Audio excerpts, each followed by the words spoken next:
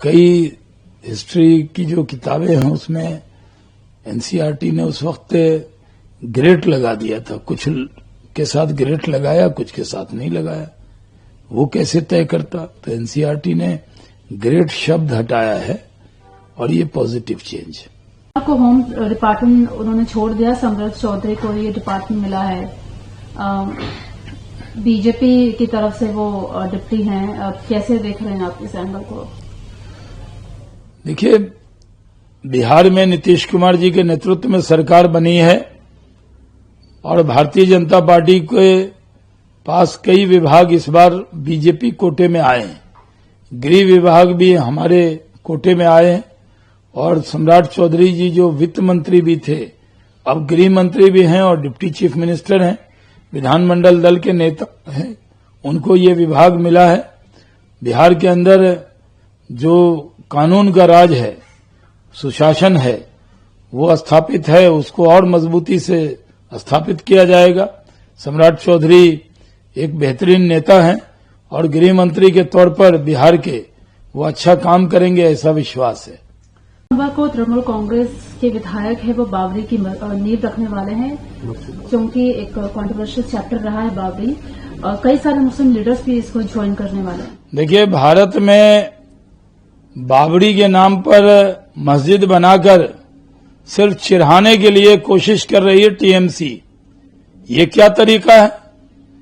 जिस बाबर ने राम मंदिर को तोड़ने का काम किया था, अब वहां पर राम मंदिर बन गया है, लेकिन जानबूझकर तनाव पैदा हो, हिंदू और मुस्लिम के बीच में इस बीच मुद्दे पर विवाद पैदा हो, इसके लिए टीएमसी योजनाबद्ध तरीके से 6 दिसंबर को ही बाबरी मस्जिद की नींव मुर्शिदाबाद में रखवा रही है।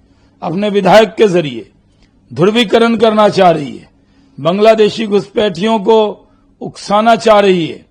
जानबूझ के वो जान रही है कि हिंदू मुस्लिम करेंगे तो उनको मुस्लिम वोट मिल जाएगा, इसलिए ये सारा काम ममता बनर्जी के इशारे पे हो रहा है और उनके विधायक इसको करवा रहे हैं, जो बहुत दुर्भाग्यपूर्ण है।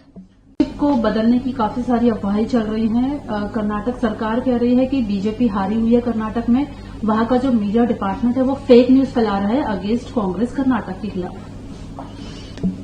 देखिए, कर्नाटक में नेहरू गांधी परिवार ने ही दरार डाली हुई है। ये लोग डीके शिव कुमार को पिछली बार बनाना चाहते थे, बना नहीं पाए। हर बार वो दिल्ली आते हैं, ये आश्वासन देते हैं।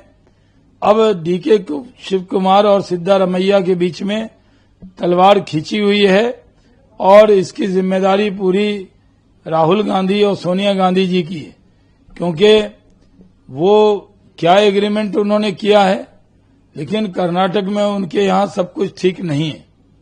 खिलाफ एक रैली होने वाली है, कांग्रेस इस रैली को करेगी, जिसमें ये बोला जा रहा है कि एसआईआर करवाया जा रहा है। इलेक्शन कमीशन अब पार्टीबाज बन चुका है।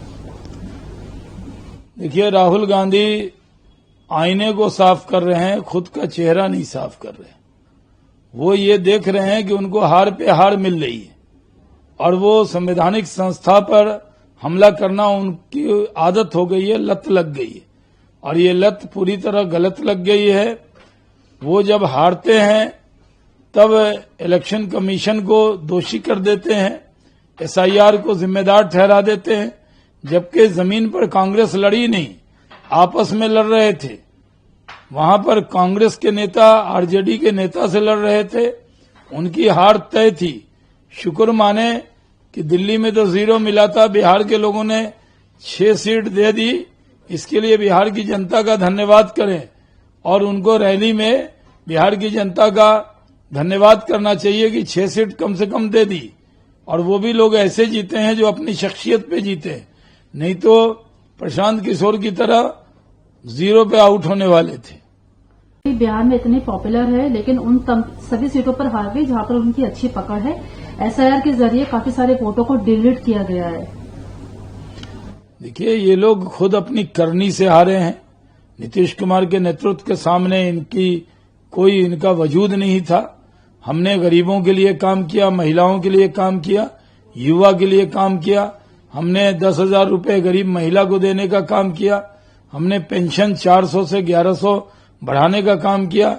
125 यूनिट बिजली देने का काम किया। हमने केंद्र से 18 लाख करोड़ रुपया देने का काम किया। पुल पुलिया रोड बनाया, सुशासन कायम किया। जनता बहुत खुश थी। जनता को लगा कि जंगल राज नहीं आने देना है, इसलिए जनता हमारे साथ आई। हमें जमीन पे दिख रहा था कि 200 से ज्यादा सीट जीतेंगे, इसलिए हम जीते हैं। ये लोग अपनी कमी कहाँ रही इसका कोई आकलन नहीं कर रहे, बल्कि इलेक्शन कमीशन को और एसआईआर को दोष दे रहे हैं। भी HUI लगातार बढ़ रहा है, पॉल्यूशन बाहर दिखाई भी दे रहा है। ऑपोजिशन कह रहा है आप पार्टी की आपकी सरकार को भी इतना टाइम हो गया है आप, लेकिन कंट्रोल नहीं कर पा रहे आप लोग। पॉल्यूशन को रोका जाए इसके लिए पूरा काम दिल्ली सरकार कर रही है। थोड़ा पंजाब सरकार भी वहां धुआं भेजना बंद करे। वहां से इतना पराली जलाने की और कई घटना हो रही है जिसका असर दिल्ली में हो रहा है। दिल्ली में आम आदमी पार्टी ही एक बहुत बड़ी पॉल्यूशन थी, हट गई और अब आम आदमी पार्टी पॉल्यूशन पंजाब के जरिए यहां फैला रही है।